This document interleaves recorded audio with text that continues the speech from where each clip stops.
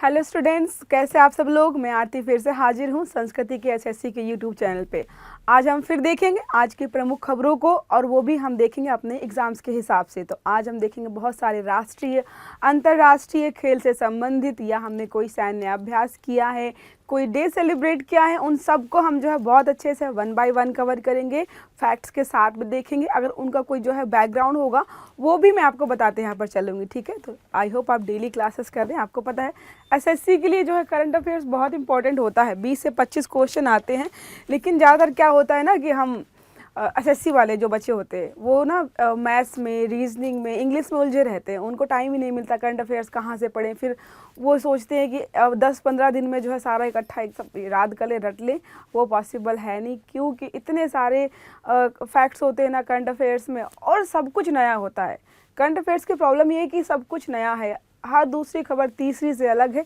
और अगर आपने जो है सही समय पर जो एक तरह से पढ़ा नहीं है, इकट्ठे पढ़ेंगे तो खिचड़ी बन जाएगी दिमाग में, वो सारे एक साथ याद रखना जो इम्पॉसिबल है, ठीक है। तो हम यहाँ पे इसीलिए कोशिश कर रहे हैं कि आपको जो है डेली 8-10 आर्टिकल जितने भी पॉसिबल हो पाए, जितने आप याद रख पाओ और कम से कम समय में ज़्यादा से ज़्यादा कवर कराएं, वही कर रहे हैं। तो पहला आर्टिकल हमारा है, भारतीय तटरक्षक बल जो हमारा है उसने क्या किया है, सेरेक्स 24 का आयोजन यहाँ पे किया है।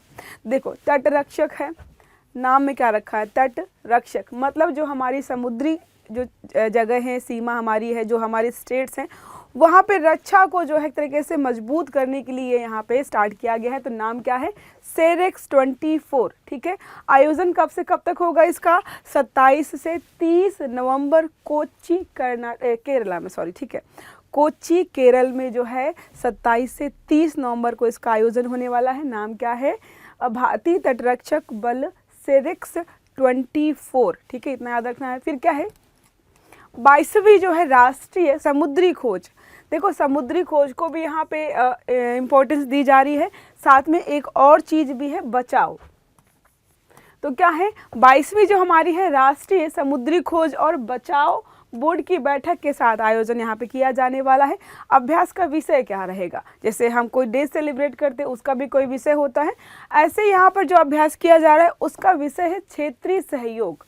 मतलब क्या है, सिर्फ ऐसा नहीं कि हम अकेले ही चीज़ों को लेके चल रहे हैं। अगर हमारा जो नेबरिंग कंट्री जैसे है श्रीलंका हो गया, मालदीव हो गया, और जो ऐसी देश है जो कि समुद्री सीमा के आसपास है, तो हमें क्या करना, उनके साथ क्षेत्रीय सहयोग को बना के रखना है, माध्यम से खोज और बचाव क्षमताओं को यहाँ पर बढ़ाना है। तो थीम क्या है, क्षेत्रीय सहयोग के माध्यम से खोज और बचाव क्षमताओं को बढ़ाना, खोज को भी बढ़ाना है और हमें बचाव देखो यहाँ पे बचाव किससे है, कभी भी सुनामी आ जाती है, मतलब सुनामी कोई फिक्स तो नहीं है कि आज आएगी कल आएगी, चक्रवात आ जाते हैं, तूफान आ जाते हैं। तो ऐसी सिचुएशंस में जो है जो बचाव कार्य किए जाते हैं, सुरक्षा के जो कार्य किए जाते हैं, वो हम अच्छे से कर पाए एक दूसरे के सपोर्ट के साथ, इसलिए इसको यहाँ पे स्टार्ट किया गया है। 11वां संस्करण है। उद्देश्य क्या है, क्षेत्रीय सहयोग के माध्यम से हम जो है बचाव और सुरक्षा को है जो आगे बढ़ाना चाहते हैं। आयोजनकर्ता कौन है, भारतीय तटरक्षक बल NMSAR, ठीक है, बोर्ड के है तहत, तो ये आयोजन करता है। चलते अगली न्यूज़ पर। अगली न्यूज़ हमारी है खेल से संबंधित, मैक्स वर्स्टाप्पन, नाम याद हो जाए तो बहुत बढ़िया है, ने लगातार चौथी बार क्या जीता है, वर्ल्ड ड्राइवर्स चैंपियनशिप। चौथी बार जीता है, लेकिन जो इनसे बड़े बड़े दिग्गज खिलाड़ी भी हैं, उनका भी हम यहाँ पे नाम देखेंगे। तो लेकिन इस बार जो आयोजन हुआ है वो ये जीते हैं, और ये जीतने मतलब इन्होंने जो है चौथी बार जीता है। 5 बार जीतने वाले भी हैं, 4 बार, 3 बार और भी हैं, उनका सीक्वेंस देखेंगे। तो नाम क्या है, मैक्स वर्स्टाप्पन ने है चौथी बार क्या जीता है, वर्ल्ड ड्राइवर्स चैंपियनशिप। अगर और देखें तो आयोजन कहाँ पर है, तो लास वेगास स्ट्रिप अमेरिका में इसका आयोजन किया गया था। विजेता आपको बता दिया है ये है, और चौथी बार जो है लगातार चौथी बार जीते, मतलब मौका ही नहीं दे रहे किसी को। उपविजेता मतलब इनको हराया है, ठीक है, फर्स्ट रनर अप जो रहते हैं, वैसे ही लुइस हैमिल्टन, इनका नाम आपने बहुत बार सुना होगा, आगे आप सुनोगे भी। फार्मूला 1 इतिहास में वर्स्टाप्पन छठे ऐसे ड्राइवर बन गए हैं जिन्होंने लगातार 4 या उससे अधिक बार वर्ल्ड ड्राइवर्स चैंपियनशिप जीती है। किसी ने 4 बार या उससे ज़्यादा जीती है, उसकी अलग सूची होती है। तो 4 बार जीतने वालों में से इनका नाम है। अगर 4 से ज़्यादा बार बोलेंगे तो ये सूची से बाहर हो जाएंगे। इस लिस्ट में देखो है जुआन मैनुअल फेंगियो। फेंगियो जो है वो है 5 बार जीतने वाले, 5 खिताब नाम अपने कर रखे।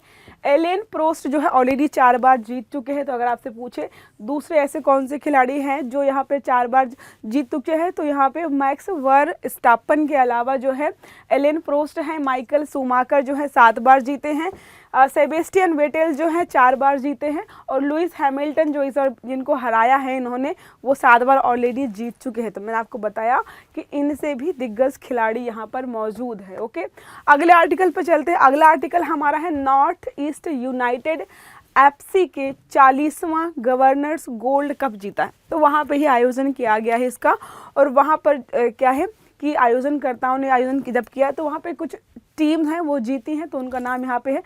आयोजन आपको पता रहना चाहिए गंगटोक।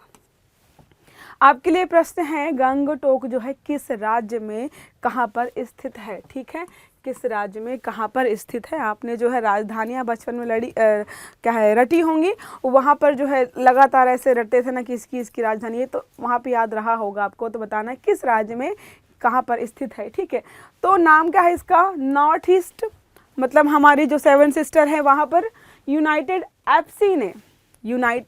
एफसी ने 40वां गवर्नर्स गोल्ड कप जीता है। गवर्नर्स गोल्ड कप का 40वां आयोजन जो है गंगटोक में हुआ था यहाँ पर, ठीक है, सिक्किम में, और वहीं पर जीता है उन्होंने। विजेता है नॉर्थ ईस्ट यूनाइटेड जो है एफसी, उपविजेता है गंगटोक हिमालयन एफसी।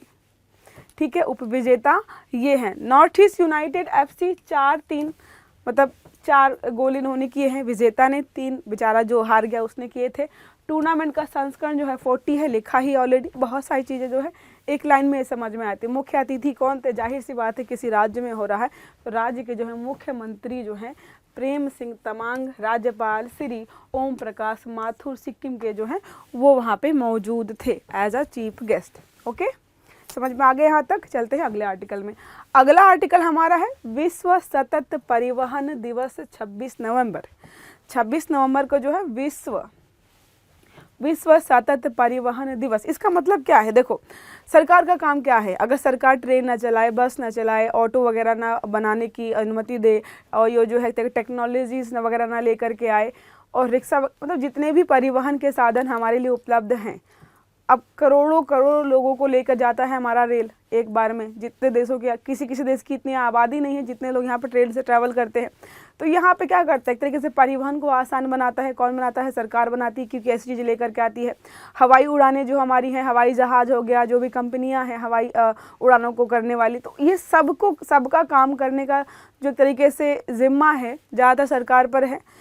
कुछ एयरलाइंस जो है प्राइवेट है, अदरवाइज जो रेल हो गया, बस हो गया, बसें कुछ प्राइवेट हैं, लेकिन जो है ज़्यादातर लोग प्राइवेट बस में जाना, सफ़र करना पसंद नहीं करते हैं, क्योंकि उनको पता है भाई एक बस में 25, 30, 40 लोगों को ले जाएंगे, उनको पैसे से मतलब है। सरकारी बसों में ज़्यादा भीड़ नहीं होती। हाँ, बस कभी कभी होती जब फ्री में चल रहा होता मामला। तो यहाँ पर जो क्या है, विश्व सतत परिवहन दिवस मनाया गया है। तो परिवहन को जो है हम जो है लेकर चलें और अच्छे तरीके से चलें, इसलिए देखो टाइम पे जो है e rickshaw, electric bike, electric cars ऐसे आ रहे हैं ना, तो एक तरीके से इन्हीं चीज़ों का एक इनोवेशन किया जाए। तो संयुक्त राष्ट्र महासभा द्वारा मई 2023 को नामित किया गया था। प्रथम बार जो होते 2023 में ही से मनाया गया था। दूसरा संस्करण है ये, दूसरी बार मनाया जा रहा है, याद रखना है, ठीक है। परिवहन स्थिरता से संबंधित मुद्दों के बारे में लोगों को जागरूक करना। अब लोगों को जागरूक करने का प्रयास किया जा रहा है। जैसे कई बार आपको देखते हो सरकार बोलती कि भाई हम जो है मेट्रो आपको उपलब्ध करा रहे हैं, बसेस उपलब्ध है, सीएनजी बसेस जो है, तो आप उनका इस्तेमाल करिए। अपनी ही गाड़ी लेकर के आपको हमेशा जाने की ज़रूरत नहीं है। ऐसे ट्रैफिक भी होता है और पर्यावरण प्रदूषण भी होता है। विश्व सतत परिवहन दिवस 2024 का विषय क्या रहा है। हम जब भी कोई डे सेलिब्रेट करते हैं, हमारा पहला काम क्या है, किस दिन मनाया गया है, किसने मनाया है, और तीसरा मोस्ट इम्पॉर्टेंट कि भाई इस दिन की थीम क्या थी, विषय क्या था, क्योंकि ये बहुत ज़रूरी है, पूछा जाता है। तो 2024 की थीम है गतिशीलता और परिवहन। गतिशीलता और परिवहन। अब परिवहन का मतलब ही क्या है, गतिशीलता, एक जगह से दूसरी जगह जाना, गतिशीलता, ठीक है, ऐसे याद कर लो। इसमें कोई कॉन्सेप्ट नहीं है, बस उन्होंने जब मन किया कि ठीक है ऐसे थीम रखते हैं, तो गतिशीलता और परिवहन उन्होंने थीम रखी है।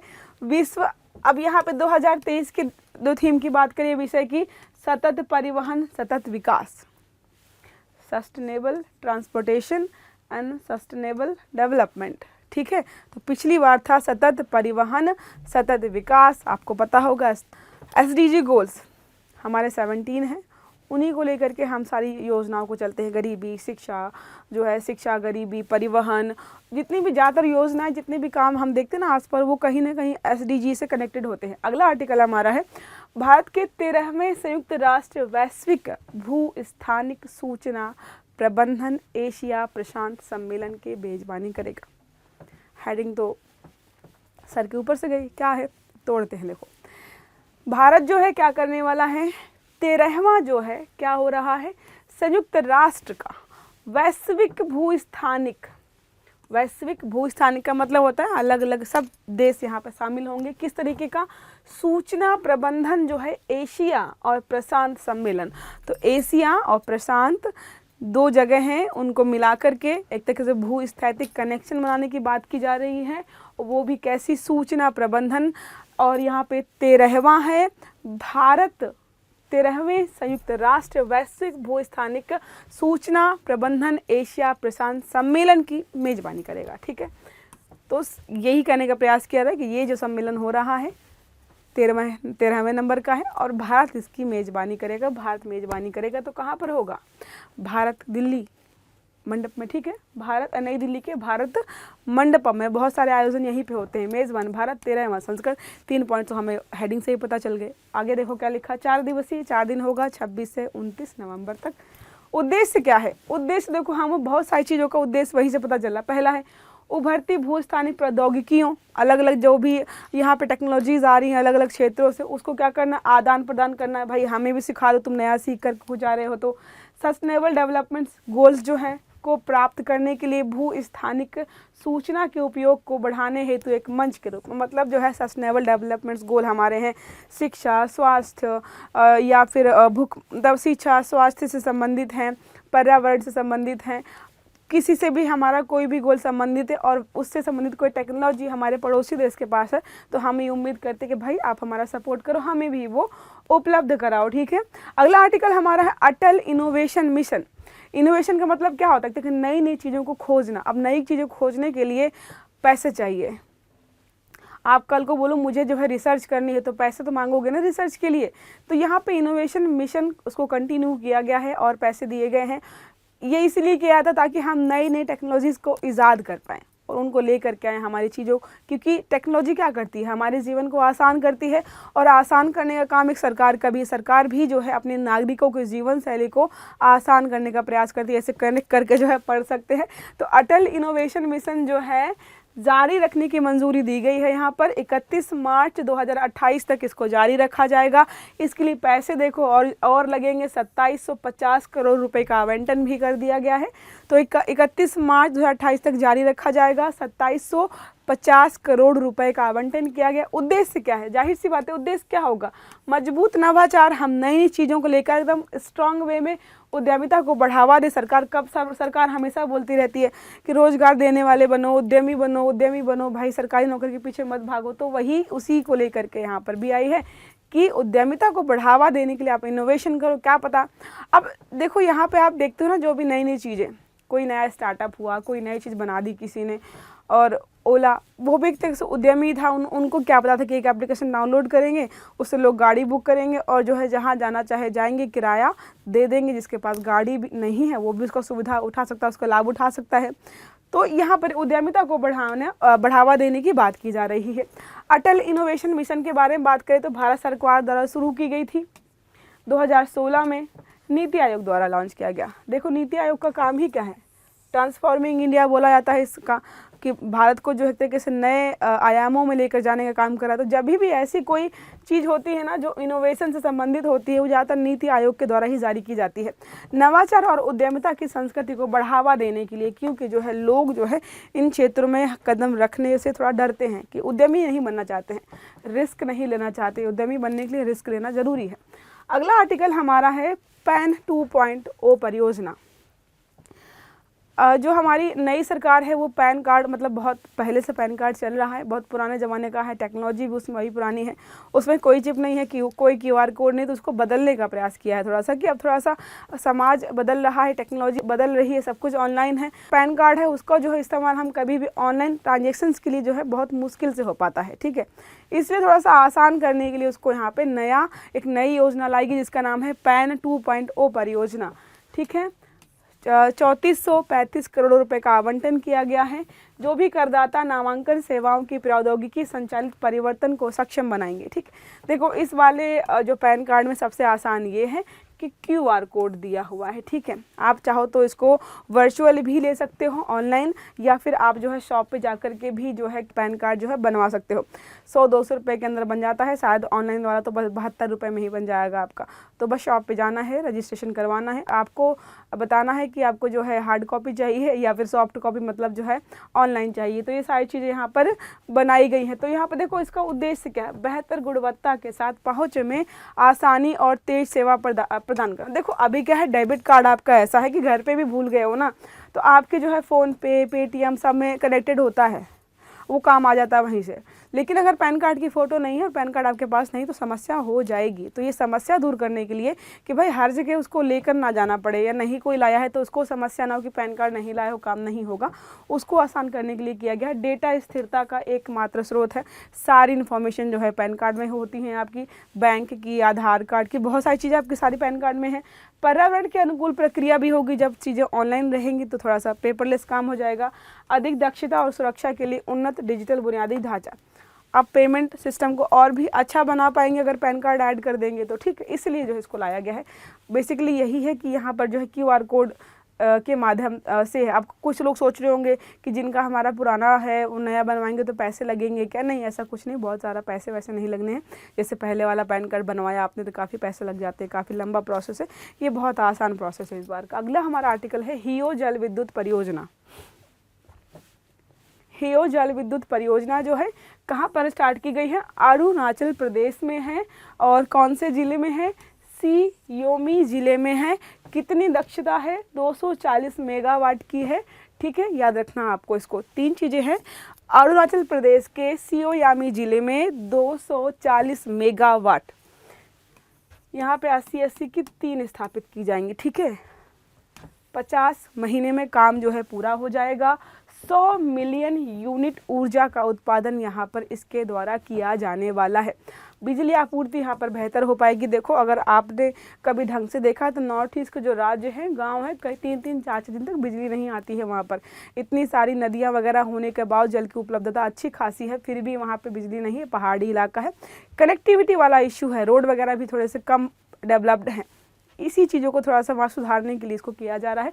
क्रियान्वयन कौन करेगा, मतलब जो है ये योजना को लागू करने के लिए 2 संस्थान शामिल हो रहे हैं। North eastern electric power corporation, जिसको आप शॉर्ट में बोल सकते हो नीपको, और साथ में अरुणाचल प्रदेश सरकार के बीच जो है एक संयुक्त उद्यम कंपनी के माध्यम से इसको स्टार्ट किया जाने वाला है। तो नाम क्या है, हियो जल विद्युत परियोजना। अरुणाचल प्रदेश के सियोमी गांव में 240 मेगावाट की यहाँ पर दक्षता होने वाली, 80-80 की 3 यहाँ पर पावर प्लांट लगाए जाएंगे, ठीक है, समझ में आ गया। अगला आर्टिकल हमारा है रेजांग देवा महोत्सव। इसमें लड़कियाँ शामिल होती है, जैसे आपको दिख रहा है इसमें लड़कियां होती हैं, वो लड़कियां होती हैं जिनको पीरियड्स स्टार्ट नहीं होते, उन लड़कियों को यहाँ पे शामिल किया जाता है, ठीक है। इंडोनेशिया के बाली में रेजांग देवा महोत्सव हर साल आयोजन होता है। इंडोनेशिया में मनाया जाने वाला पारंपरिक हिंदू त्यौहार है ये, ठीक है। याद रखना है पारंपरिक कैसा हिंदू त्यौहार है, 2 सप्ताह तक चलता है ये, ठीक है। नुगुशाबा गोरेंग का हिस्सा है ये, जहाँ पे ये चीज़ें मनाई जा रही हैं। अच्छी फसल के लिए ईश्वर को धन्यवाद देने के लिए लड़कियों के माध्यम से सेलिब्रेट कराया जाता है, ठीक है। याद रखना लड़कियां ही इसमें पार्टिसिपेट करती हैं। रेजांग नृत्य का प्रदर्शन होता है। रेजांग नृत्य में ही बहुत सारे नृत्य के प्रकार होते हैं, तो यहाँ पर अलग अलग प्रदर्शन किए जाते हैं, ठीक है। इंडोनेशिया की बात करेंगे तो इसकी सीमा पापुआ न्यू गिनी और पूर्वी तिमोर और मलेशिया 3 के साथ लगती है। पापुआ न्यू गिनी, पूर्वी तिमोर और मलेशिया। अगर मैप लगा है, मैप नहीं लगा है, ऐसा यहाँ पे कुछ है। यहाँ पे पापुआ न्यू गिनी है आई थिंक, और मलेशिया यहाँ पर है, ठीक है। और तिमोर, पूर्वी तिमोर भी यहीं पर कहीं पर है, ठीक है। एक बार देख लीजिएगा पूर्वी तिमोर किधर है। बाकी आपको बता दिए मैंने, पापुआ न्यू गिनी जो है पूर्वी हिस्से में मिल जाएगा। मलेशिया जो है पश्चिमी और उत्तरी इलाके में मिल जाएगा इसके, ठीक है, इंडोनेशिया के। राजधानी है जकार्ता, आधिकारिक भाषा है इंडोनेशियाई, मुद्रा है इंडोनेशियाई रुपया, ठीक है, इंडोनेशियाई रुपया इसकी आधिकारिक करेंसी है। इटली ने जीता डेविस कप खिताब। डेविस कप खिताब यहाँ पर इटली ने जीता है। तो यहाँ पे हम देखेंगे कौन से देश को हराया है। पार्टिसिपेंट कितने थे, लगभग 8 देशों ने पार्टिसिपेट किया था यहाँ पर, जिसमें से किसने जीता है डेविस कप, इटली ने। तो इटली ने नीदरलैंड को हराकर यहाँ पर जीता है। कई बार प्रश्न पूछता है किसको हराकर जीता है, तो नीदरलैंड को हराकर जीता है। इससे पहले जो है इटली 1976 और 2023 में ऑलरेडी जो है डेविस कप जीत चुका है। तो डेविस कप जो है 1976 और 2023 में इटली जीता था। इस बार 2024 में जीता है, किसको हरा करके, नीदरलैंड को हराकर जीता है। याद रखना है ये जो कंपटीशन हुआ है 8 टीमों ने भाग लिया था। जैसे आईपीएल होता है ना, अगर समझ में कभी कोई समझ में ना आए खेल, आईपीएल से यहाँ पे कनेक्ट कर लो। जैसे आईपीएल होता है, बहुत सारी टीमें खेलती हैं, दो कर खेलेंगी, फिर वो क्वालिफाई करेंगी, 2 खेलेंगी, फिर जो है फाइनल में 2 खेलती है, उसमें एक जीतता है। वैसे ही यहाँ पे 8 टीमें थी और 8 टीमों का आपस में जैसे भी उन्होंने कराया है कंपटीशन, लास्ट में कौन जीता है, इटली जीता है। अब कौन कौन से यहाँ पे शामिल था, इटली जो विनर है शामिल था, नीदरलैंड शामिल था जो हारा है, ऑस्ट्रेलिया है, स्पेन है, कनाडा, जर्मनी, अर्जेंटीना, संयुक्त राज्य अमेरिका, भारत शामिल नहीं है, याद रखना, ठीक है, कंफ्यूज हो जाओ। डेविस कप के बारे में बात करें तो यहाँ पर जो है पुरुष यहाँ पर टीम टेनिस टूर्नामेंट है, महिलाओं का नहीं है, ठीक है। आयोजन अंतर्राष्ट्रीय टेनिस महासंघ द्वारा हर साल जो है, या जो भी उनका होता है प्रोग्राम, उसके तहत कराया जाता है। 1900 ईस्वी वर्ष 1900 में जो है इसका आयोजन स्टार्ट किया गया था। अगला आर्टिकल हमारा है संविधान दिवस। संविधान दिवस जो है हम हर साल मनाते हैं और उसी के बारे में है, आप सब आई होप जानते होंगे भी डॉक्टर भीमराव अम्बेडकर जी के बारे में। उनको जो है संविधान एक तरीके से लिखने का नहीं, संविधान बनाने का एक तरीके से, क्योंकि जो है कमेटी जो काम कर रही थी और जिसने सारी चीज़ें सेट की थी, तो यहाँ पर जो है संविधान संबंधित हम दिवस सेलिब्रेट करते हैं। संविधान 2 साल 11 महीने 18 दिन में बना था, ठीक है। तो 2 साल 11 महीने और 18 दिन में हमारा संविधान जो है 26 नवंबर को बनकर तैयार हुआ था लागू, इसलिए हम संविधान दिवस के रूप में इसको मनाते हैं। अगर कभी आपसे पूछे कि क्या जो है भीमराव अम्बेडकर जी ने संविधान लिखा था, नहीं, लिखा नहीं था। इसको बनाने का रचनाकार एक तरीके से हैं, क्योंकि सारी चीज़ें उन्होंने ही तय की थी, कहाँ पर क्या ऐड करना, कहाँ पर क्या नहीं ऐड करना। बाकी लिखा जो है प्रेम बिहारी नारायण रायजादा जो है, उन्होंने जो है इसको अपने हाथों से इंग्लिश भाषा में लिखा है। भारत के संविधान को ग्रहण करने के उपलक्ष्य में जो है हर साल जो है 26 नवंबर को मनाया जाता है। राष्ट्रीय विधि दिवस जो है, नेशनल जो है लॉ डे के रूप में भी इसको इंग्लिश में बोल सकते हैं आप। 2015 में जो है इसको स्टार्ट किया गया है मनाना, ऐसा नहीं कि हमेशा से मनाते आ रहे हैं। डॉक्टर भीमराव अम्बेडकर की 125वीं जयंती थी, 125वीं जयंती कब मनाई है हमने, 2015 में। तो इस बार आप मुझे कमेंट करो कौन सी जयंती हम जो है डॉक्टर भीमराव अम्बेडकर के मना रहे हैं। उन्हें श्रद्धांजलि देने के लिए संविधान दिवस मनाते हैं। जब भी संविधान की बात आती है हम इनके बारे में ही बात करते हैं, क्योंकि संविधान क्या, कब, क्यों, कैसे, सब कुछ डिसाइड करने का श्रेय एक तरीके से इन्हीं को जाता है। इसलिए देखो सिर्फ यही व्यक्ति हैं जो संविधान लेकर के पुस्तक खड़े रहते हैं और हमेशा सारी फोटोज़ में जो है संविधान इनके हाथ में होता है। बाकी बहुत सारे लोग शामिल थे जिन्होंने काम किया था, लेकिन किसी की फ़ोटो में भी आपको संविधान उनके हाथ में नहीं दिखेगा, ठीक है। तो ये रहे हमारे आज के सारे आर्टिकल जो हमने बहुत अच्छे से कवर किए हैं। आई होप आपको अच्छे लगे होंगे, समझ में भी आए होंगे। अगर क्लास अच्छी लगी तो लाइक करिएगा, चैनल को सब्सक्राइब करिएगा, सारे वीडियो टाइम से मिले इसके लिए बेल आइकन जरूर दबाइएगा। Have a good day, thank you.